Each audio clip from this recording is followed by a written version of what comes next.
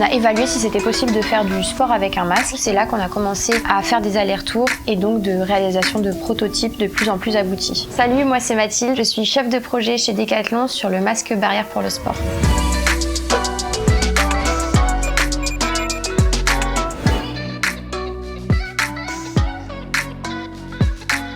Il faut s'assurer que le masque est bien positionné, qu'il est bien serré aussi, et s'assurer en parallèle que le tissu est bien positionné, qu'il n'y a pas de grosses zones de fuite d'air.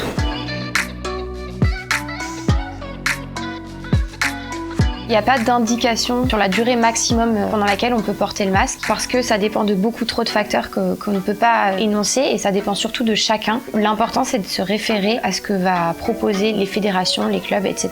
sur le sujet de la durée du port du masque.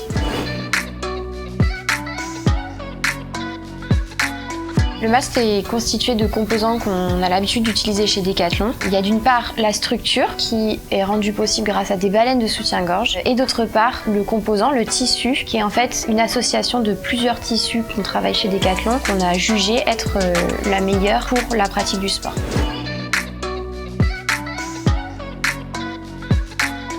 Aujourd'hui, on développe le produit pour faire en sorte qu'il soit utilisable dans plusieurs sports. C'est comme ça qu'on réalise nos tests d'usage. Par contre, ce sera bien aux clubs, aux fédérations, aux autorités d'orienter leurs utilisateurs vers le bon masque.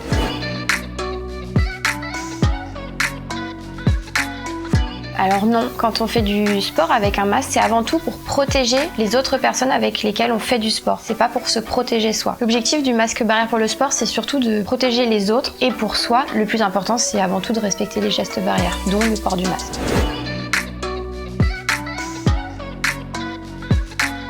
C'est possible de faire du sport avec un masque. Par contre, bien sûr, il y a des critères à respecter, notamment le fait que le masque doit être assez respirant.